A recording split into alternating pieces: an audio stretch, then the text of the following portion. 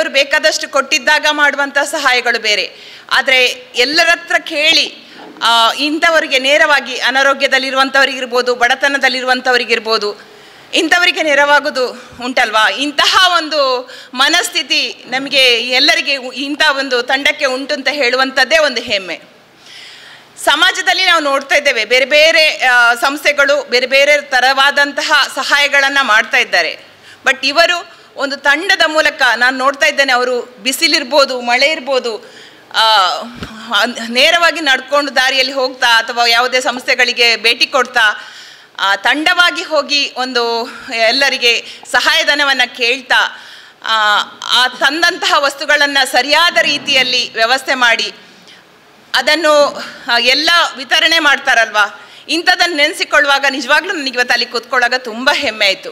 ಈ ರೀತಿ ದಾನ ಮಾಡೋದು ಅಂತ ಹೇಳುವಾಗ ಅದನ್ನು ತಗೊಳ್ಳುವಂತಹವರು ಕೂಡ ಒಂದು ಕಾಲದಲ್ಲಿ ಸಣ್ಣ ಏನಾದರೂ ವ್ಯವಸ್ಥೆಗಳಲ್ಲಿ ಕೊರತೆ ಆಗಿ ಅವರಲ್ಲಿ ಏನೋ ಸಹಾಯ ಬೇಕು ಅಂತ ಇರ್ತದೆ.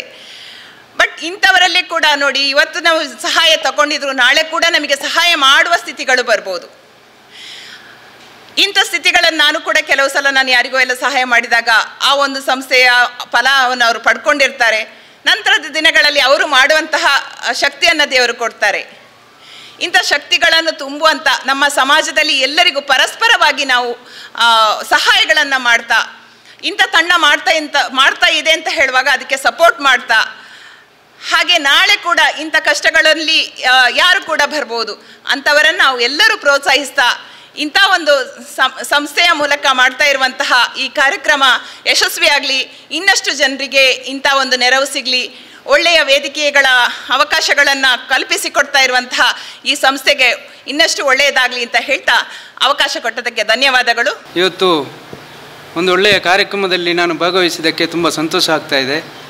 ಇದನ್ನು ಆಯೋಜನೆ ಮಾಡಿದಂಥ ಎಲ್ಲ ಸಂಘಟಕರಿಗೂ ಹಾಗೂ ಎಲ್ಲ ಈ ಕೆಲಸ ಕಾರ್ಯಗಳಲ್ಲಿ ತೊಡಗಿಸಿಕೊಂಡು ಎಲ್ಲ ಕಾರ್ಯಕ್ರಮದಲ್ಲಿ ಭಾಗವಹಿಸಿದ್ದು ಎಲ್ಲರಿಗೂ ಆ ಭಗವಂತನು ಒಳ್ಳೆಯ ಶಕ್ತಿಯನ್ನು ಕೊಡಲಿ, ಇನ್ನಷ್ಟು ಒಳ್ಳೊಳ್ಳೆ ಕಾರ್ಯಕ್ರಮವನ್ನು ಮಾಡಲಿ ಅಂತ ಹೇಳುತ್ತಾ ನನ್ನ ಎರಡು ಮಾತುಗಳನ್ನು ಮುಗಿಸ್ತೇನೆ.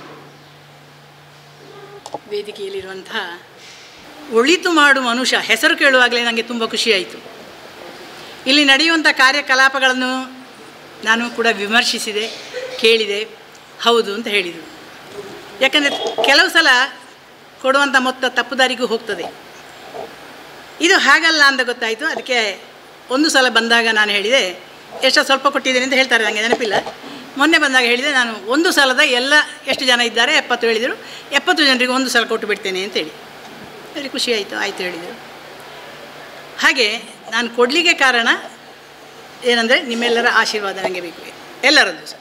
ಇಲ್ಲಿ ಆದರೂ ನಾವು ಬ್ರಾಹ್ಮಣರು ದಕ್ಷಿಣೆ ಕೊಡ್ತಾರೆ, ಆ ಹಣವನ್ನೆಲ್ಲ ಒಟ್ಟು ಮಾಡೋದು. ಸಮಿದೆ ಅಂತ ಹೇಳ್ತಾರೆ, ಹೋಮಗಳಿಗೆ ಸಮಿದೆ ಮಾಡೋದು, ಅದನ್ನು ಮಾಡ್ತೇನೆ. ಹಿಡಿಸುಡಿ ತಯಾರು ಮಾಡ್ತೇನೆ.